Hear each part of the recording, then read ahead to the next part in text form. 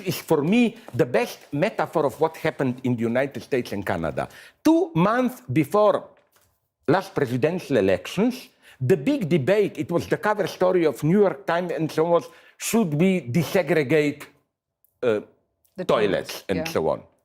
And this, what worries me here is that this LGBT campaign was totally out of touch with the worries, anxieties of so-called ordinary people. It had a certain normativity in it. They pretend, oh, we just want equality for us. No, if you talk to them, their much more subtle reasoning is, you who are caught in normal heterosexuality, you are a blind part of the ruling patriarchal ideology, while our position is somehow privileged, more radical, and so on and so on. So I think all this exaggerated passion for LGBT rights, for political correctness, I see in it a kind of a exaggerated, wrong, bureaucratic passion. Like 30, now you know the state... Well, no, but surely if you are a trans woman, you want to use the female toilet. Or why do you even say women?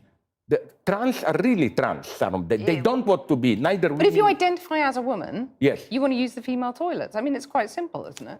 Yeah, but I'm totally open here to claim that there are some people who don't want to do this. Okay, you have a third type of toilets. I don't have any problem with this.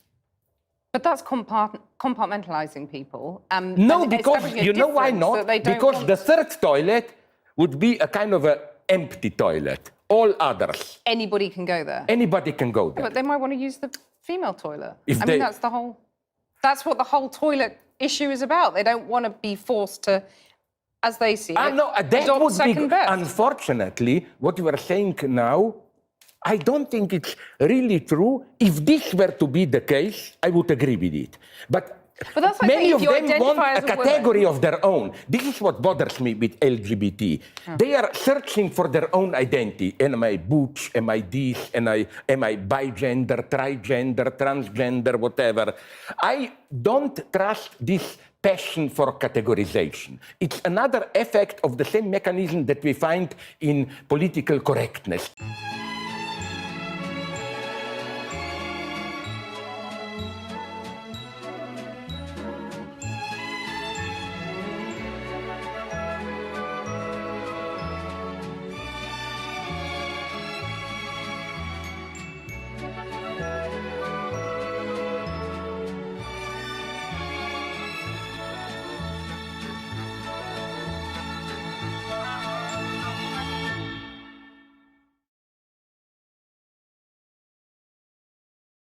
Hello there, all fans of ideology. I'm Bridget Empire, science and culture correspondent for the Daily Telegraph, the only newspaper in Britain almost entirely staffed by people who don't realise the Austrian Empire ever ended. As such, you can imagine how confused my editors were when I had to explain to them the concept of Slovenia. I got as far as the early history of Yugoslavia and the monarchist bit, before Dan here looked like he was finally going to fall asleep after 200 years completely eyelid-free. A crowning achievement, frankly. Needless to say, I'm on my own for this video, since no one else at the Daily Telegraph knows who Slavoj Zizek is, never mind how he's been writing transphobic thought pieces denouncing wokism recently. Unfortunately for me, I do know who he is. And though I do find it strange that a man can be considered a leftist when he ran for a right-wing party in his home country, supported NATO bombings, and consistently talks about woke as if it's a genuine force trying to put everyone's brain to sleep instead of just the accumulated cries of minorities desperately trying to be treated like human beings. I'm not one to police anyone's ideology, however. I am the only trans person working in a tower full of eldritch monarchist zombies, after all. Lots of people I respect seem to think that Žižek can add a lot of value to leftist discussions. He certainly talks about Marx a lot, although where he takes his conversations doesn't always make sense. One thing I can be sure about, however, is that his comments on trans people and on wokeness are kind of full of shit. And by that I mean, there's a grain of truth in there somewhere, which he steamrolls over until any good point he's made has been obscured by the smears which have overtaken it. And I only feel slightly bad about having to make this point because, in my book, once you post turf shit, I don't give a single fuck about giving you the benefit of the doubt. So, to get that back, you're going to have to earn it, Slavoj. So, let's look at what everyone's favourite raccoon in human skin thinks about wokeness and trans people and why it's, as you might have suspected by now, horribly wrong. For those of you who may only recently be familiar with Slavoj Zizek, he is a Slovenian philosopher who is famous for his chronic case of the sniffles, a pioneer on ideology, and for being a contrarian by nature. I talked a little about him in a previous video on Marx and gender, and it seems like a lot of people were on the same page as me on Žižek, namely, thinking that he talks a lot of shit, occasionally making some interesting points, but I must say, I think I may have given him too much of the benefit of the doubt. A few people I talked with made fairly convincing points, arguing that he's not truly on the left, or that he uses Marx as talking points but is ultimately neoliberal. Certainly he makes a fair few right-wing arguments. He often argues against socially progressive positions by claiming they distract us from tackling the real issues, or they're not sufficiently materialist, taking up post-structuralists such as the GOAT, Judith Butler, for overcomplicating everything from gender to the existence of a glass of water, apparently, and a style reminiscent of right-wing thinkers such as Jordan Peterson, convinced that postmodernism is a real issue holding back society, rather than an obscure academic term that has been monstered by people arguing in bad faith against it. Zizek famously endorsed Donald Trump in the 2016 US election, arguing it would bring about a more authentic left wing, and argued that refugees from the Middle East and Africa are incompatible with European society, which... like, that's just fucking racist, isn't it? I didn't get this information from a hit piece on him either, or that stuff. That stuff was all written up in this very eyebrow-raising Jacobin article in defense of Slavoj Zizek, which, to be honest, didn't really succeed in its purpose, like, as I came out of it with an even worse opinion of the man than I did coming in. Jacobin argues that Zizek remains an important figure on the left for his rethinking of dialectical materialism, but if I'm being honest, whether or not he had some good points on reworking this philosophical framework is secondary to me to how he's talked about vulnerable groups, from queer people to refugees to working class people of colour, and the way that he derisively talks about wokism, a term which is, at this point, a dog whistle for all those people I don't like, usually people of colour, trans people and the like, having lost all connection to its original meaning as an awareness of systemic racism by the time it reached Ljubljana, apparently. Ljubljana.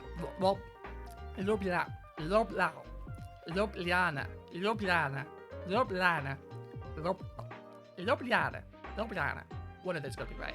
In fact, in defense of Slavoj Zizek actually put into words my feelings on Zizek pretty well when trying to portray how his detractors think of him as out of touch or superficially radical. Yeah, Slavoj Zizek, try as he might, seems to be philosophically stumped by the time and place he finds himself in. He might position himself as a Marxist, but from his work, especially recently, regarding his opinions on diversity and wokeness, Zizek is a boomer first and a leftist second. Okay, maybe not second, but somewhere lower down the boomer part, you get it. Case in point, Zizek made a bunch of really racist remarks regarding the 2011 London riots, referring to the majority black working class rioters via a quote from Hegel as rabble, who can express their discontent only through irrational outbursts of destructive violence, and later as mindless beasts motivated solely by the urge to consume. For those who don't know, this is completely dismissing the actual cause of the London riots, the police killing of unarmed black man, 29-year-old Mark Duggan, who was shot multiple times while pinned to the fucking floor. For Zizek, to blame the riots on consumerism is to ignore their real causes, a racist murder of an innocent man. But not just that, to buy the media narrative of the rioters as mindless looters, hook, line and sinker with no sense of skepticism about it. It says a lot about the man, I think, that he spends so much of his intellectual time writing and talking about the hegemony of capitalist ideology, only to buy into it wholesale when its result is the monstering of black and Asian youth. And to make things worse, he also compared the rioters to terrorists and suicide bombers, and dismissed the material hardships of the rioters, playing down their poverty and blaming leftist liberals for causing them to riot. Funny that, since all of this happened under the coalition government of the Conservatives and the Liberal Democrats, and it's not leftist liberals that shot Mark Duggan, it was the police. Zizek also joined the capitalist secessionist party Liberal Democracy Slovenia in the late 1980s after deciding that Yugoslavia's third-way socialism wasn't working, which I was surprised to learn since he's been described in recent years as a proud Yugoslav. You weren't so proud when you were fighting for it to be Balkanized. In fact, Zizek ran for the presidency of Slovenia under that very party in 1990, and in the years since, Slovenia broke away from Yugoslavia and implemented shock therapy-style capitalist reforms, which what's the opposite of praxis? actively privatizing everything and making the working class worse off? That's not very leftist, is it? Like, these are your kings, Žižek? And if we want to think of him as some sort of internationalist, despite the anti-praxis he participated in Slovenia, here are some of his comments on refugees fleeing Syria, from World Socialist. He repeatedly warns the readers of Der Spiegel not to be swayed by sympathy for the fate of refugees. Even if many immigrants are more or less victims who have fled from devastated countries, this does not prevent them behaving despicably. And the fact that someone is at the bottom does not make them automatically a voice of morality and justice. The assumption that behind the vicious circle of desire, envy, and hatred, feelings he sweepingly ascribes to immigrant youth, there lies any deeper human core of global solidarity, Žižek calls part of a naive humanist metaphysics. He fumes against the politically correct liberal left, which is mobilizing its resources to downplay the incident in Cologne and refers to efforts to enlighten immigrants as breathtaking stupidity. They did not behave out of ignorance in Cologne, but because they want to violate our sensitivities, he said. Following one of his idols, the French philosopher and Maoist Alain Badiou, Žižek divides mankind into three kinds of subjects: a Western, civilized, bourgeois, liberal democratic subject, those who do not belong to the West and who are obsessed by their longing for the West, and finally, those fascistic nihilists whose envy of the West is transformed into a deadly self-destructive hatred. The colonialist model of this scheme is obvious. On one side, the civilized West and the local elites who are obsessed with the longing for the West. On the other side, the barbarian savages, whom the West must bring under control in cooperation with the local elites, the white man's burden, as it was called by Rudyard Kipling. Under the banner of such conceptions, the imperialist powers have committed unspeakable crimes the past 150 years and massacred millions of people. Europe needs to demand of the incoming Muslims that they respect European values, Žižek says. And Europe cannot just open its borders, as some on the left demand out of a feeling of guilt. Instead, we must ensure that the streams of refugees flow in an orderly fashion and set up reception centres in the countries bordering Syria, but also in Libya. This, he insists, must be done with the military. In other words, Žižek wants to send European troops to Libya, Jordan, Lebanon, and other states to imprison refugees there. Žižek explicitly defends European capitalism with its millions of unemployed and its dramatic inequality. I do not want to badmouth capitalism in principle, he says. The European model is threatened by two types of capitalism, both undemocratic, by the fundamentalist market radicalism of the American model, and by Asiatic authoritarian capitalism, as practiced mainly in China. But Europe's capitalism, on the other hand, has something to offer the world. Whew. Well, now we're familiar with Slavoj Zizek's background and the attitude of the man himself, let's talk about his recent denunciations of wokism, shall we? On February 22nd, 2023, Compact magazine published an article by Slavoj Zizek called "Wokeness is Here to Stay." In the years before the release of this article, people have been quoting and favourably referencing Žižek a lot in online left circles, to the point where I, as a trans person, just assumed that he was a boomer trying to argue for leftist ideals in good faith. Any chance I had of keeping that belief was shattered by this article, in which, in short, Žižek joins, as Dave Chappelle famously put it, Team Turf. That's right. I'm Team Turf. I agree, man. Needless to say, I read a lot more critical stuff about Žižek in the weeks after, resulting in the entire previous section, and me getting extremely close to an aneurysm as I learned that not only has he made a bunch of racist and xenophobic statements in addition to his transphobia, but he was complicit in the fall of Yugoslavia, and even supported the NATO bombings there. Again, what's the opposite of praxis? Now, usually, when someone dismisses identity politics or wokism out of hand, you can safely assume they're a bigot, or at best, a class reductionist. A narrow-minded worldview that dismisses systemic oppression of minority groups as something real or worth fighting for, reducing all struggle to class-based inequalities. This ignores the ways that class politics intersect with race, gender, and queerness, among other things, and the way that even people of similar economic classes can have additional burdens and disadvantages in a capitalist system based on aspects aside from their class. For example, black people are less likely to get hired for high-end jobs. And the more obvious example, I suppose, the wage gap. I've heard Žižek described as a class reductionist before, but his history in Yugoslavian and Slovenian politics, along with some of his later comments, suggest he doesn't necessarily care that much about class either, no matter how much of his other work might purport otherwise. But this article in particular, along with his monstrous comments on the London riots and the refugee crisis in Europe, are just plainly bigoted. Now, don't come for me. That doesn't mean we can't learn certain lessons from his writing, but come on. He's a bigot, and not even a subtle one. That much should be clear already. I mean, he admits to that. And I will say, to those still trying to hold on to him as a figure worthy of respect, there are a lot of leftist voices who aren't reactionaries or racists. We don't need him. Get a new trash panda man to admire. Or better yet, don't admire anyone at all as a hero. Then you won't feel the need to defend someone who's made such horrific comments and materially made the world a less socially equitable place. And yes, people can change.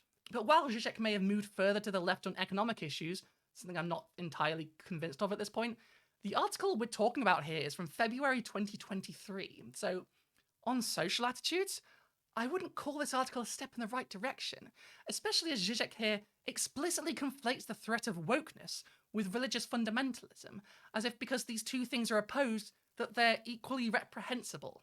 From the article itself, some claim that wokeness is on the wane. In fact, it is gradually being normalised, conformed to even by those who inwardly doubt it, and practiced by the majority of academic, corporate and state institutions. This is why it deserves more than ever our criticism, together with its opposite, the obscenity of the new populism and religious fundamentalism. Let's begin with Scotland, where Nicola Sturgeon's government pushed wokism and LGBT causes almost to the end. In December 2022, it hailed a historic day for equality after Scottish lawmakers approved plans to make it easier for individuals to legally change their gender, extending the new system for self-identification to 16 and 17-year-olds. Basically, you declare what you feel you are, and you are registered as what you want to be. A predictable problem emerged when Isla Bryson, a biological male convicted of rape, was remanded to a women's prison in Stirling. Now, I don't know about you, but I don't know how the fuck you can seriously assert that wokeness is practiced by the majority of the academic, corporate and state institutions, particularly since Žižek brings up the UK to back up his point. In the UK right now, the Conservative government has just announced that it won't protect immigrants from slavery, it's literally legalising slavery for refugees, and as its foreign policy becomes increasingly fascist, at home, trans women are the targets of ire for almost every party.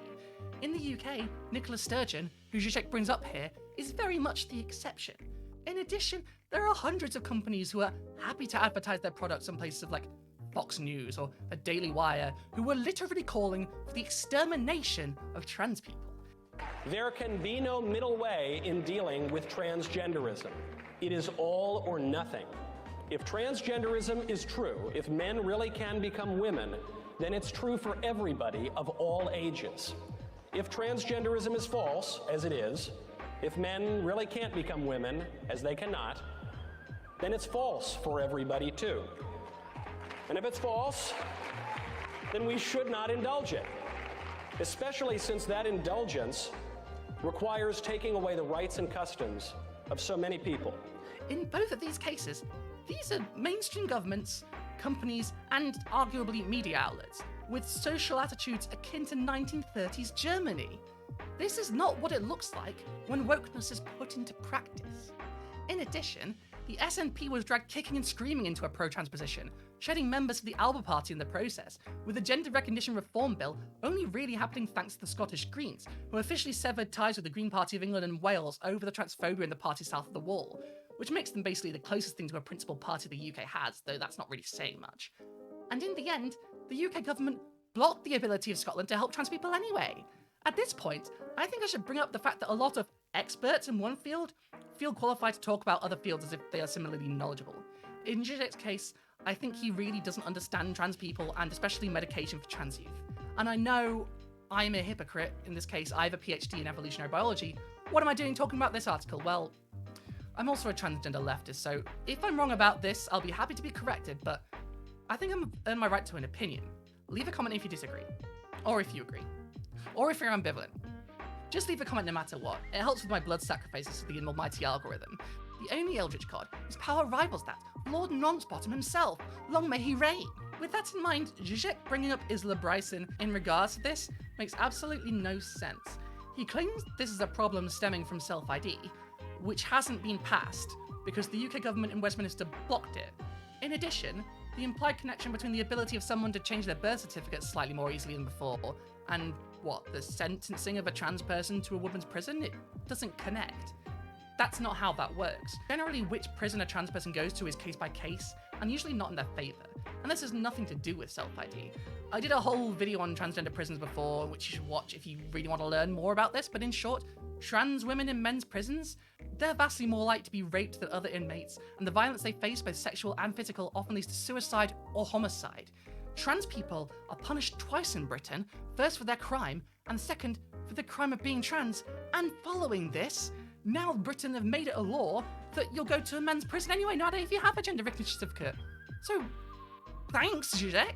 Also, notice the avoidance of Isla's pronouns, here and onward, where he refers to her as an it, as if doing something horrible strips you of your very personhood. It unmasks how Žižek specifically here, and anyone who does this, feels about trans people in their heart of hearts.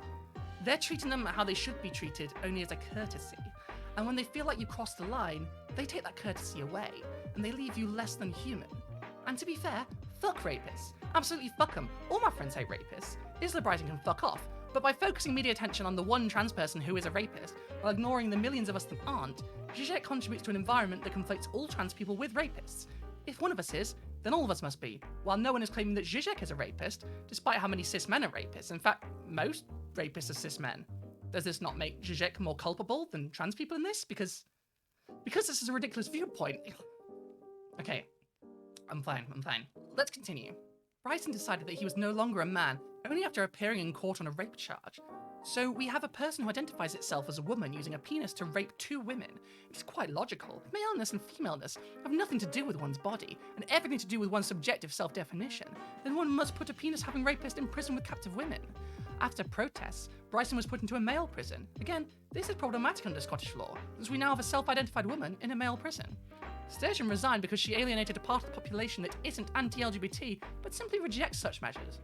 The point here is that there is no easy solution, because sexual identity is in itself not a simple form of identity, but a complex dimension, full of inconsistencies and unconscious features, something that in no way can be established by a direct reference to how we feel.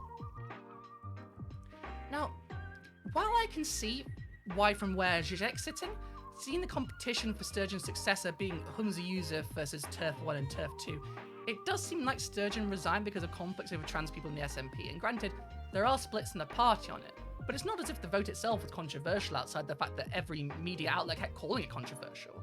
It was passed with overwhelming numbers. This was not a narrow vote, and while Žižek attempts to be thoughtful about how gender isn't easily pinned down, he refers to Brighton as it and he, and centres her penis, as if this is relevant to the point.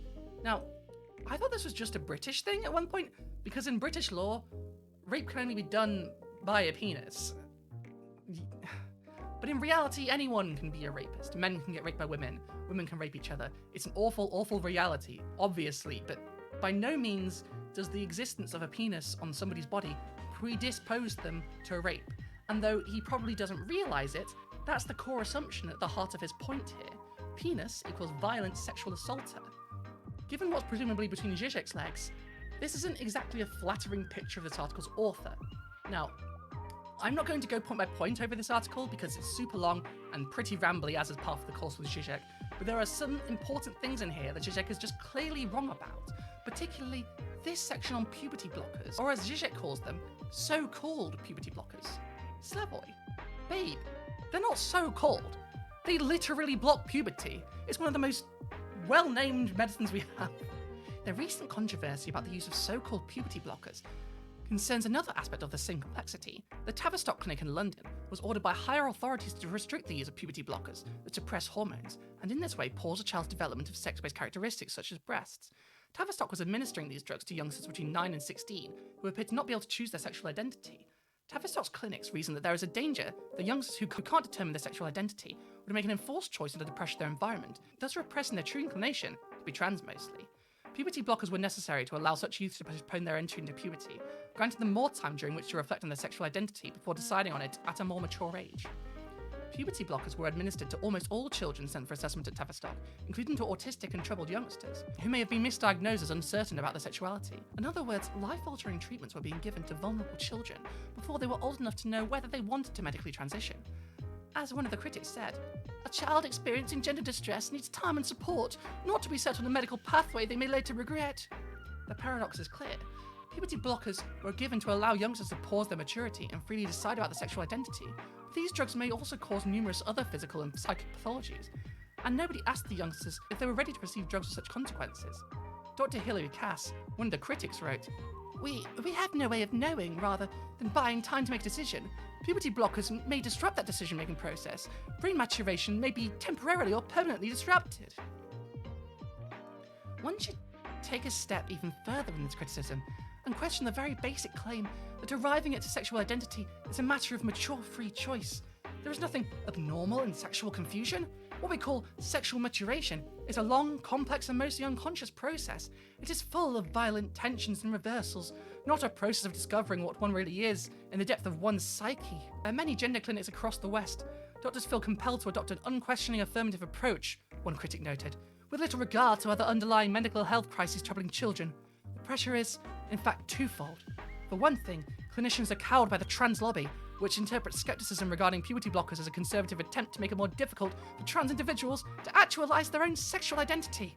This is compounded by financial compulsion. More than half of Tavistock's income, for example, came from the treatment of youngsters' sexual troubles. In short, what we have here is the worst combination of politically correct badgering with a brutal calculation of financial interests. The use of puberty blockers is yet another case of woke capitalism. Now, if you know as little about puberty blockers as Žižek clearly does, I suggest you watch Mia Mulder's excellent video on the topic. As a short primer, puberty blockers are what they sound like, drugs that block the onset of puberty, thus giving kids the ability to wait until they're considered mature enough to make a decision about whether or not they still want to transition, which the vast majority do. These drugs are also used for a bunch of other purposes, as most drugs are, leading to turf screaming that kids are being given cancer drugs, when these drugs are used for certain cancers precisely because they prevent the uptake of sex hormones that serve the dual purpose of initiating puberty in teenagers and aggravating certain cancers. Žižek comes in with another incredible assumption here, making the point that some children seeking treatment at Tavistock were autistic or troubled. The insinuation being that autistic people don't know what they want, that they can't possibly consent by nature of being autistic, which is a common refrain in transphobic circles, and ableist circles in general. If you've read up on this subject, which Žižek clearly hasn't, but I, as a neurodivergent trans woman, have, you'd know that autistic people are just more likely to be transgender than the general population. And you'd only see this as some sort of horror story if you infantilize autistic people, or see being autistic as something inherently bad. I don't, because I'm not a twat. But clearly Žižek does, not to mention the classism inherent in the assumption that troubled youth aren't fit to make mutual decisions for themselves.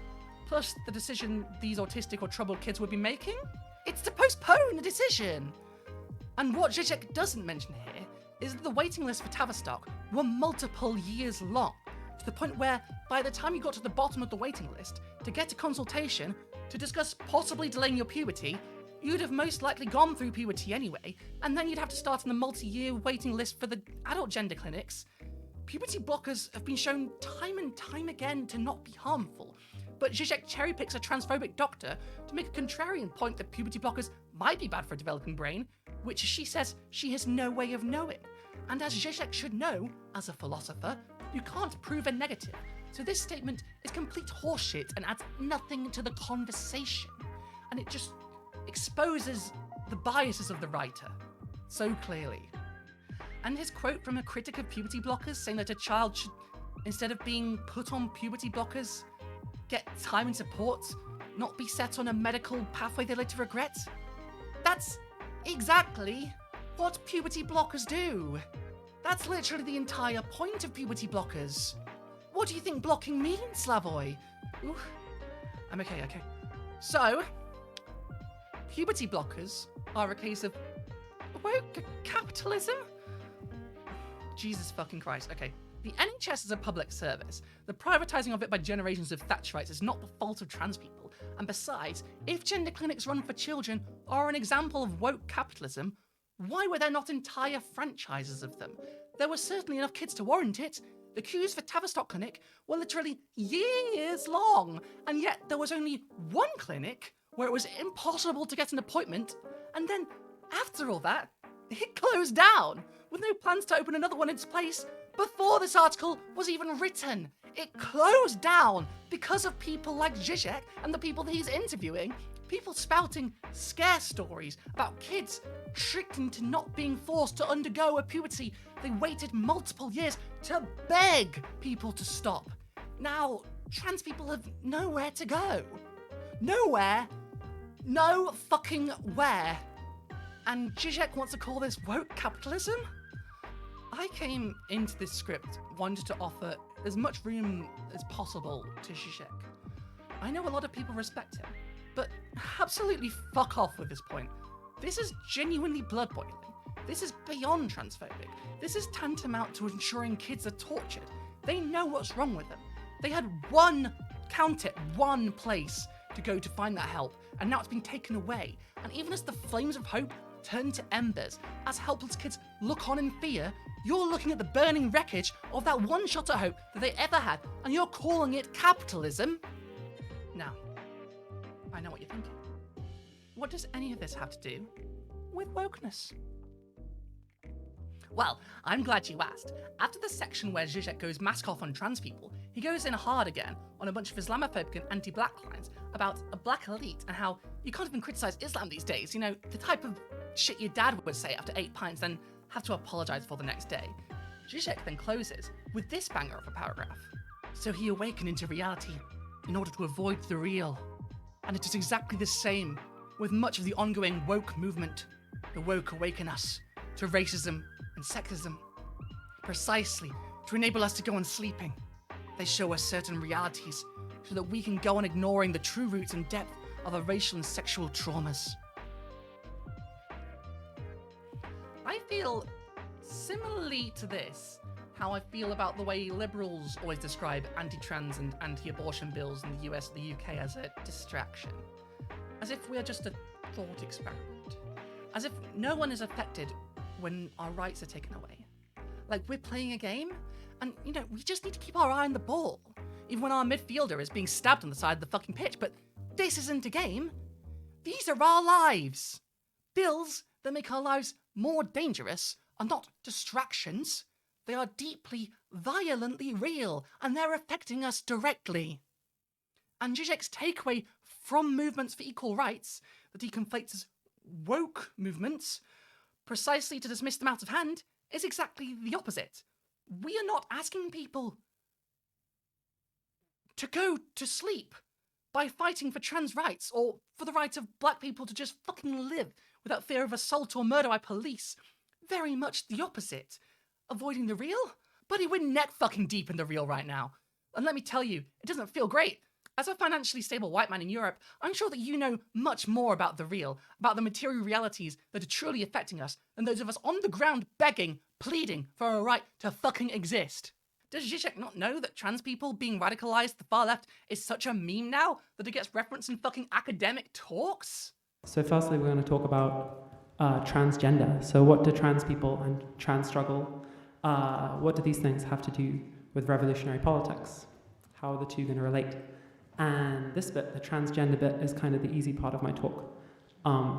Because I think anyone involved in revolutionary or radical left-wing organizing can't really help but have noticed the prominence of trans and other sexually non-conforming people in revolutionary politics. So at this point, I see this as quite an unmistakable, sort of an unavoidable thing to notice. Like there's just, the two things seem to mingle together a lot.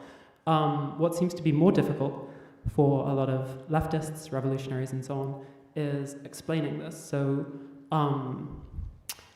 whether we're talking about like unionization drives in Starbucks, as recently reported by the liberal media, or anarchist free shops and so on, at every kind of level of left-wing organizing, there's been this remarkable trend which hasn't really been so simple for people to account for. Far from being asleep and ignoring the real TM, we're wide fucking awake. Nothing awakens you to the horrific political realities of today, like going from a position of relative privilege in society, at least on the surface, to being an extremely visible minority. I'm sure you, Slavoj Zizek, know exactly what I mean, given you struggled so much with the real. After all, you grew up with a well-connected family, sought a high seat of power in a party which vowed to take away what little gains had been made for the working class in Yugoslavia, and then had the horrific task of being a well-regarded, widely read academic, And all of that while being a cis white man, the most oppressed reality of them all. Don't lecture those of us on the ground doing the real work for change about the real. We're swimming in the stuff. Now. That being said, Slavoj Zizek is the leftist equivalent of a clout chaser. He loves to be controversial, but when you're a contrarian as a profession, you're bound to be making a lot of shitty points. For instance, I would argue that being anti-woke is anti-socialist by its very definition, since being woke literally means being aware of systemic inequality, particularly structural racism. Being anti-woke is a movement purely about obscuring awareness of how a capitalist culture systematically impoverishes and does violence to black people on a daily basis. Now, by anti-woke here, I'm sure that instead Žižek means politically incorrect, as in Western media, wokeness has basically been copied and pasted over every old argument against political correctness. But the same argument still applies. People oppose political correctness because they are reluctant to learn and change when asked to. It's not a principled position, never mind a leftist position, and we shouldn't be afraid to call it out as such. We can assume, in good faith, despite my better intentions, that Žižek legitimately believes the things he's saying, okay? And that he genuinely thinks wokeness is a danger to our ability to truly see the evils of capitalism for what they are. If he does, then maybe he should be asking, does this help? Because the people this article is propping up are about as pro-capitalist as it gets. If you wanted to entrench capitalism and sow discord within leftist communities, you could do worse than what Žižek is doing right here. By talking about these issues in this context, Žižek gives legitimacy to right-wing talking points by repeating them wholesale, wrapped in a flimsy covering of leftist language and coming from a leftist figure. At the same time, those that take cues from Žižek on their philosophy might think twice about supporting groups that are on the side of trans people, refugees, Muslims, which are the vast majority of the left's organisations, and I would argue, the only organisations on the left with consistency of principles. Still, I can't deny there is a seed of a point here. It's buried deep, deep, deep within a stinking pile of rotten garbage, but it's there. And that is this. Capitalist hegemons can, as Žižek alludes to, appropriate the language of liberatory struggles and civil rights movements and use them to legitimize their oppression. I actually did a whole video on this already, but as an example, think of how Barack Obama performed basically all the same violent actions that a US president normally does, but was lauded as a victory for progress, a victory for black people. And after 8 years of his presidency, black men are still being shot by police on a regular basis. There is de facto segregation and voting bans against black people in certain states. And all of this after so-called victory. But the thing is, he's not making that point very well in this article, if that is the point he's supposed to be making. If I have to dig for meaning in a smear article against trans people to find a sliver of a useful message, Žižek is at best a bad communicator here, and at worst just showing himself to be an out-and-out bigot. And honestly, why not both? Even Žižek's biggest fans talk about how he talks shit half the time. Clearly not all of his writing is going to be loaded with bangers. But he's also a bigot, like demonstrably, from this article alone, if not from his record. And furthermore, I have a bone I'm itching to pick with him regarding this and other comments he's made in relation to trans people. Something that might at first seem like an interesting philosophical question, but I think it actually has a blindingly obvious answer that Žižek just doesn't see due to his lack of perspective on this. So, Slavoj Zizek does not think that trans people are inherently revolutionary. In this article, he argues precisely the opposite. Apparently, we're counter-revolutionary. So, let's explore that. Do trans people have revolutionary potential? And that's why I think, with all my respect for transgender movement and so on, that's why I am not surprised that transgender movement is so immensely popular among great corporate figures of the United States. You remember when month before Trump was elected, I mean, this is, I think, one of the reasons why he won. The main topic of big left liberal media, like New York Times and so on, what to do with transgender toilets. Is it 2, 3? Is it single toilet? And so on and so on.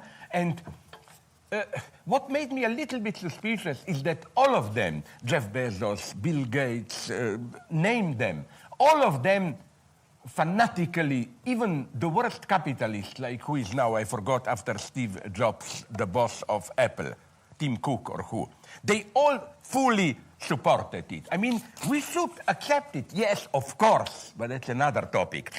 Transgender, Me Too. But they are not, I claim, inherently revolutionary. They fit perfectly the dynamic of late capitalist subjectivity, with this infinite plasticity and so on and so on.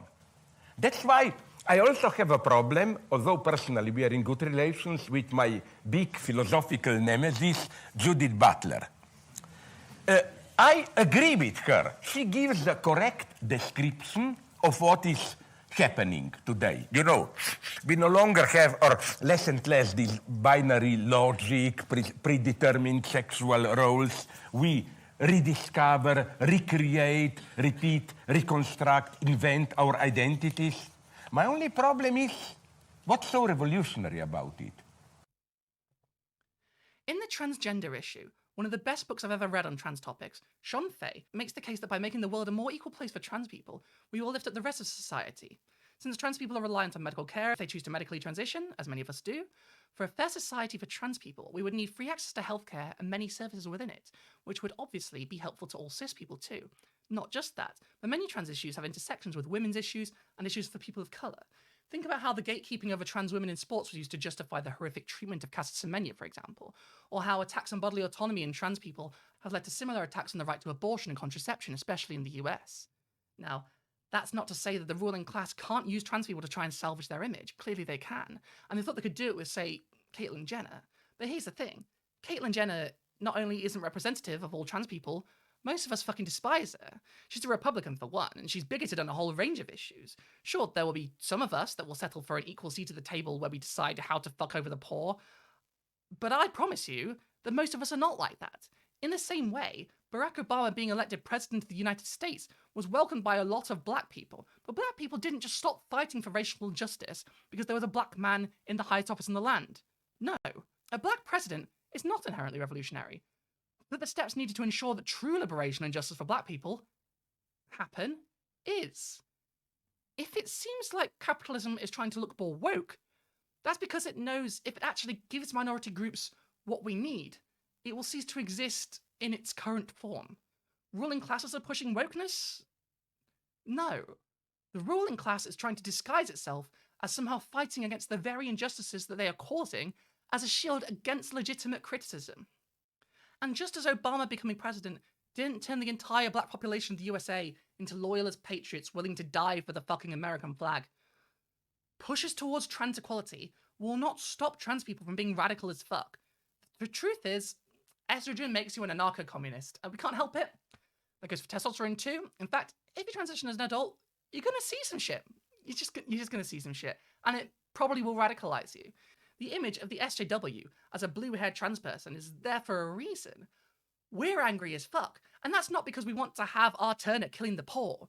We want real fucking change. It's the only option for us. And that goes for other woke groups too. The most effective civil rights groups were socialist at their core. Were they woke? Were they serving the interests of the ruling class? Did Martin Luther King Jr. and Malcolm X die for the crime of doing the United States government a fucking favor? Of course not. So are trans people inherently revolutionary? Well, transitioning, as it is now, is an inherently revolutionary act. By choosing to transition, you break established gender norms, threaten the very foundation of the nuclear family as the fundamental unit of modern society, if the right is to be believed, and we're very much stamped down for our governments for doing so, precisely because it's seen as inherently contradictory to the system we're currently living in. When states move to make laws making life easier for us, those laws have been won with often violent struggle. The Stonewall riots, for example. Who was it that were there throwing bricks at the police with the best of them but trans women, drag queens, and other gender non-conforming people? And it goes beyond that. To imply that queer people didn't fight for our rights, that we weren't radical, that we weren't calling for a revolution is simply ahistorical. Yes, There are those of us who have fought for a place fitting neatly into the nuclear family and dare go no further. Those of us who only desire equality insofar as it gives an opportunity to oppress rather than to free everyone from oppression. But you could say that about any minority group. There will always be a few willing to sell out the rest for a seat at the table. Zizek's critique here should not be with trans people, but with neoliberalism, something he is usually so fond of talking about. Trans people might not be revolutionary on an individual basis, like with any group, but transitioning is a revolutionary act, and I would argue that trans people generally are rife with revolutionary potential. Just look at us. We're all fucking leftists. And putting people to sleep amidst the horrors of capitalism? Motherfucker, we're the ones screaming at people to wake up! Meanwhile, you're here saying that wokism is the problem. If Slavoj Zizek is watching, I would implore him to read both the transgender issue and transgender Marxism, since he's so heavy into the theory side. Marxist frameworks for understanding trans people's place in our superstructure and in fighting for our rights already exist, and you can learn about them from reading those books. I'd highly recommend you do, rather than talking about us without reading what is already there and just coming up with your own bullshit. Black struggles are even more obviously revolutionary. Look at the Black Panthers. Look at the words, the actual words of Malcolm X, of Martin Luther King, of Angela Davis, of Patrice Lumumba. These were revolutionaries with a capital R, and they're exactly the kind of people Žižek would be dismissing as woke now, telling us they're trying to keep us asleep. Please. And at that point, you're still left asking where all the queer revolutionaries are. Well, they fucking died. This beautiful day started with trouble in Lower Manhattan. More than 100 people were arrested during a protest. Demonstrators were demanding more money in the war against AIDS. In the spring of 1987, an upstart activist group started making noise and changes to help people with HIV/AIDS. Where did the gay revolutionaries go?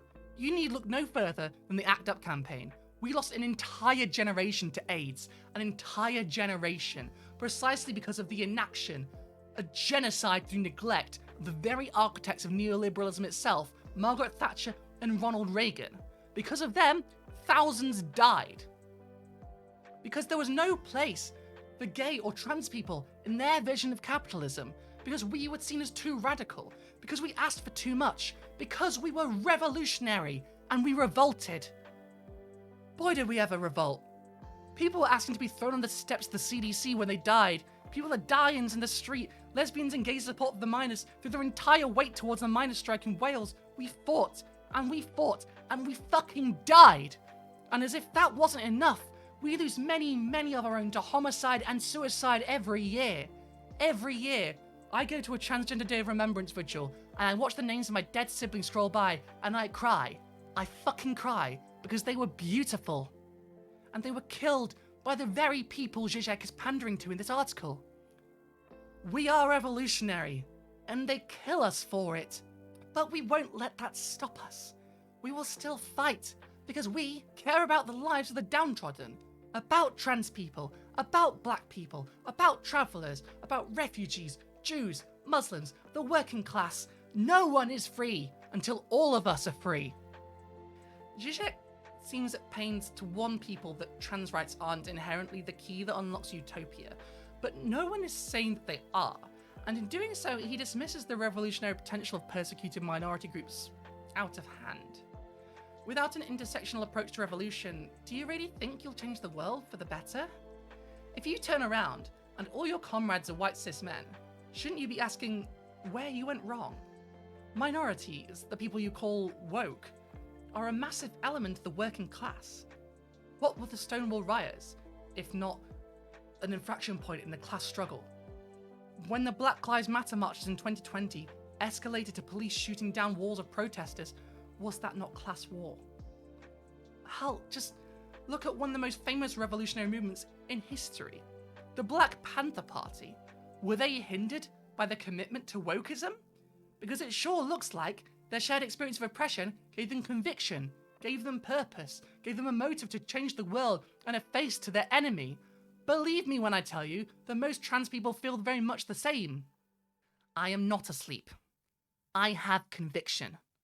When your government threatens your very safety, You don't have any choice but to be revolutionary.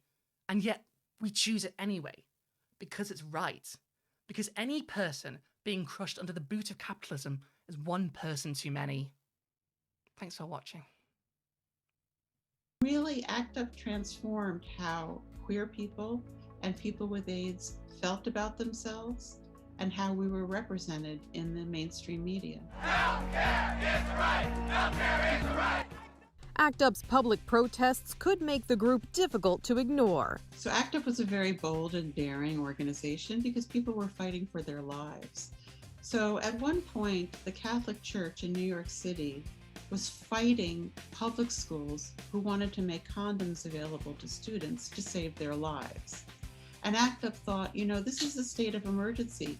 We can't just sit back and let the church do this, and it could cause people's deaths. So they made the very bold move of, in December 1989, disrupting Mass at St. Patrick's Cathedral, demanding that the church stop hurting people, not only queer people, but anyone who was trying to protect themselves from HIV. Shulman says the controversial protest at St. Patrick's marked a shift in the way the LGBTQ community stood up for itself. It was considered a real changing moment in gay politics and in queer power, because it was really the first time that people with AIDS stood up to such a fixed, large source of power in New York City as the Catholic Church. Treatment for HIV/AIDS has improved dramatically since the 90s. But because HIV/AIDS still exists, ACT UP still exists to advocate for healthcare reform and research, as well as for the rights of people with HIV/AIDS. And the early years of ACT UP may serve as a template to other activist groups. I mean, I think the most important takeaway is to be focused on concrete goals, to educate yourself so that you are the expert, to design the solution that's reasonable, winnable, and doable, to present it to the powers that be, and if they refuse, to do creative, nonviolent civil disobedience so that you can communicate to the public through the media and pressure institutions to change. Hey, thank you if you stuck around to the end of this one. I truly thought when I started this would just be a short rant, but oh boy, turns out I had a lot to say on this topic. If you enjoyed this, why not give this video a like, leave a comment, hit that subscribe button and share it with your friends. Ooh. And if you really, really liked it, you can help me not starve by dropping me a one-time donation on Ko-fi or signing up to my Patreon for just £1 a month. All patrons get access to early videos from me, multiple days before everyone else, usually. And if you want to hear my turn, I've been talking for so long. Oh my god. Okay. Enough talk about the Patreon.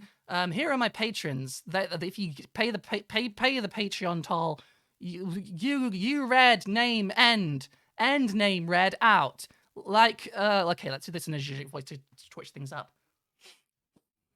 Let's get my sniff on. Recalibrate the sniffles. Joey Korbos, Transgender, David Nier, Yara Van Luren, Howard Lot, and Becerra. So, see how nice those names sound in that sweet Slovenian accent. You could be one of them, but next time I probably won't do that voice. Anyway, I'm out. Thank you for listening. Thank you for hearing me out. See you all in the next one.